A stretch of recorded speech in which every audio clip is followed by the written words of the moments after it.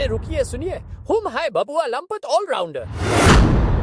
नमो बुद्धाय, जय भीम, जय भारत, जय संविधान, जोहार साथियों, आप सबको याद होगा 2006 में 93वें संशोधन के माध्यम से आर्टिकल 15(5) जोड़ा गया।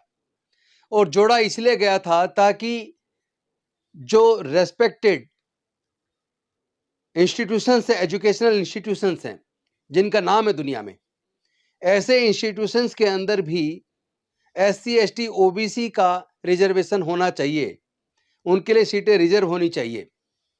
लेकिन आज तक भी वो लागू नहीं हो पाया। भारत की संसद की स्थायी समिति, जिसके चेयरमैन आदरणीय दिग्विजय सिंह जी हैं, उन्होंने कई प्रतिष्ठित यूनिवर्सिटीज के ऊपर, प्रतिष्ठित जो प्राइवेट संस्थान है, एजुकेशनल इंस्टीट्यूशन है, उन्होंने उनका अध्ययन किया और गहराई से अध्ययन करने के बाद ऐसा एक आश्चर्यचकित कर देने वाला डाटा सामने आया कि जो रेपुटेटेड प्राइवेट एजुकेशनल इंस्टीट्यूशन है उसके अंदर OBC 11.16% स्टूडेंट पढ़ते हैं और अनुसूचित जाति के 0.89% और अनुसूचित जनजाति के 0.53%।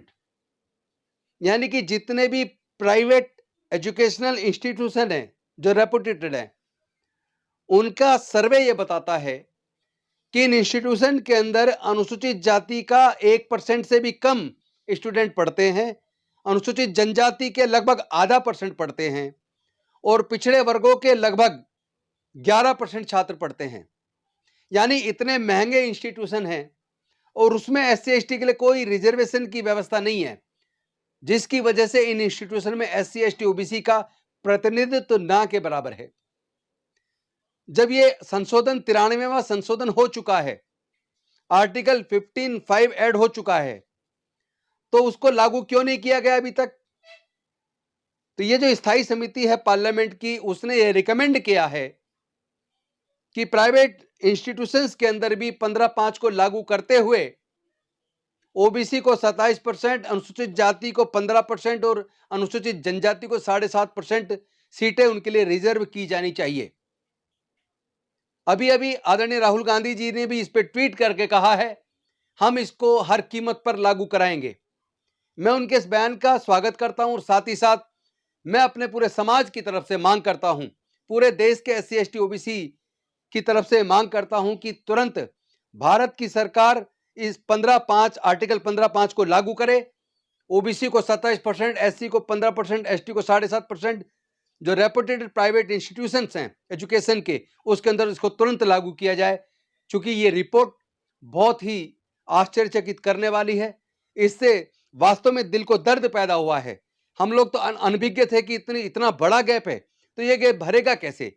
अगर ये गैप नहीं भरा और केवल पैसे वाले लोगों के बच्चे ही आगे बढ़ते रहे, तो SC ST OBC का जो 90% के करीब पूरे देश में जनसंख्या है, वो पीछे छूट जाएगी। तो देश तरक्की कैसे करेगा? देश तरक्की तब करेगा जब देश में सभी जाति वर्ग के लोग समान रूप से आगे बढ़े। इसलिए ये मेरी मांग केंद्र सरकार तुरंत माने, इसको लागू करे। मैं ऐसी उम्मीद करता हूं, मांग करता हूं, आशा करता हूं। बहुत बहुत धन्यवाद। जय भीम, जय भारत, जय संविधान, जोहार। कैसी रही? अच्छी रही बबुआ लंपट की लंपटई। खुश रहे, स्वस्थ रहे, मस्त रहे, बड़बड़ाते रहे।